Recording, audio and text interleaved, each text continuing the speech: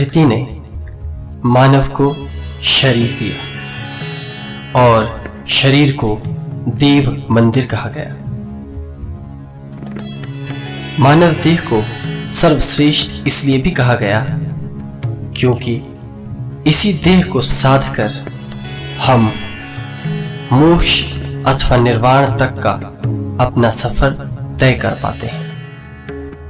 किंतु जब तक हम देह कौशल को भली प्रकार साध नहीं लेते तब तक साधना दुरूह जान पड़ती है।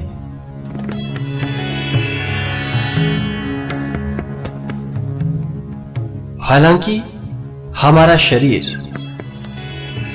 बहुत सीमित छोटा दिखता है, किंतु इसे ब्रह्मांड के सदृश विराट और अनसुलझा माना गया है।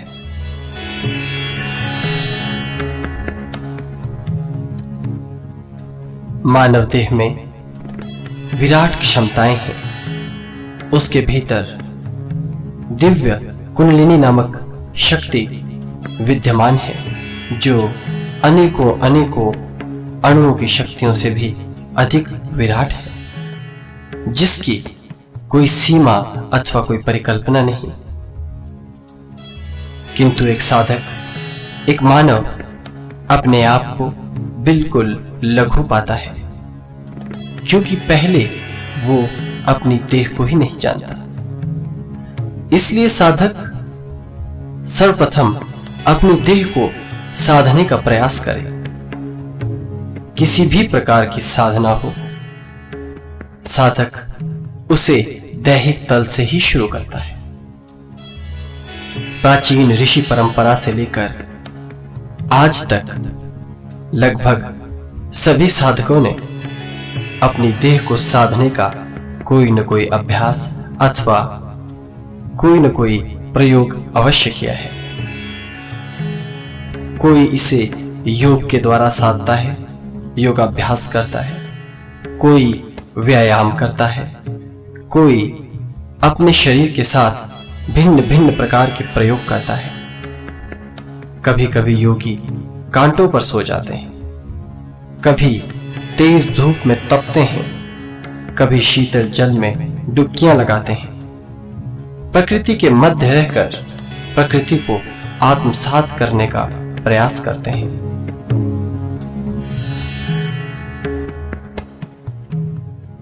देह भौतिक जगत से जुड़े रहने का माध्यम है।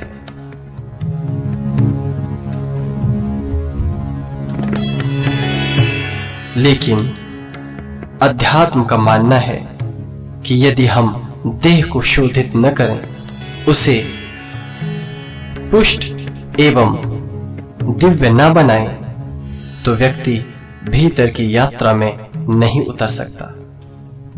इसीलिए आचार, व्यवहार, भोजन, यम नियम, ये सब आचरण इसीलिए तो बताए जाते हैं ताकि आप उन्हें साध कर अपने आप को एक विराट वृक्ष बना सको।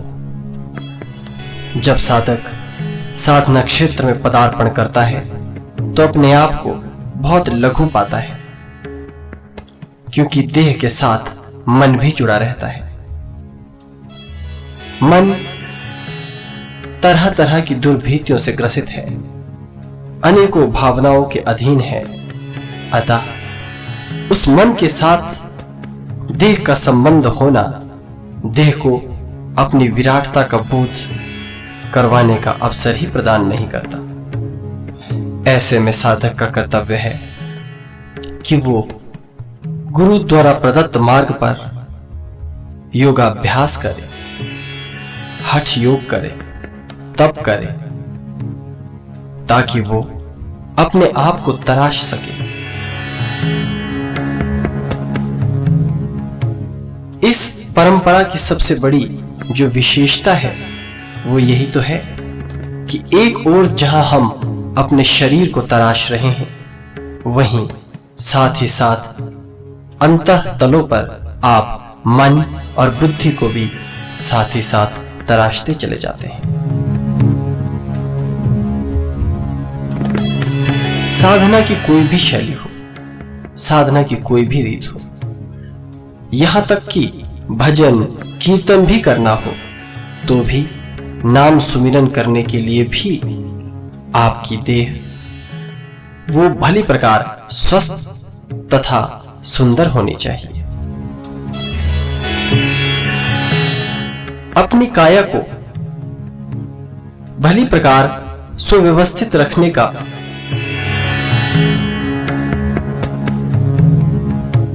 रास्ता अपना अपना हो सकता है, किंतु मूल रूप से यह तथ्य साधक की समझ में आना चाहिए कि शरीर एक दिव्य ब्रह्मांड है।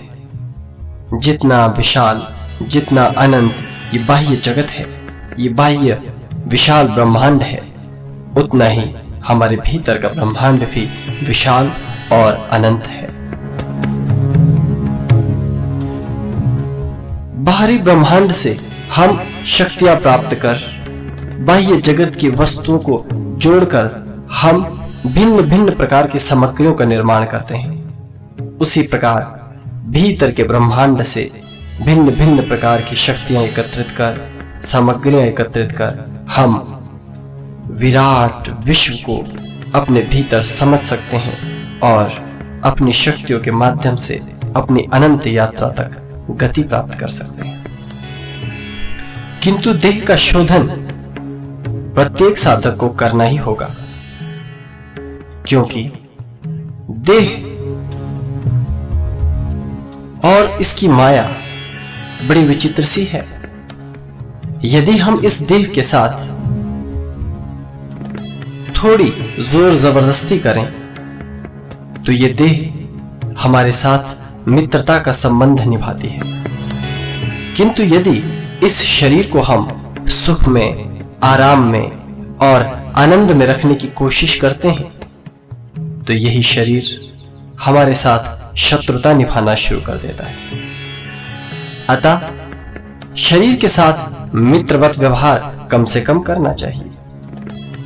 मूल रूप से कहने का तात्पर्य यह है कि हमें आलस्य और प्रमाद का त्याग कर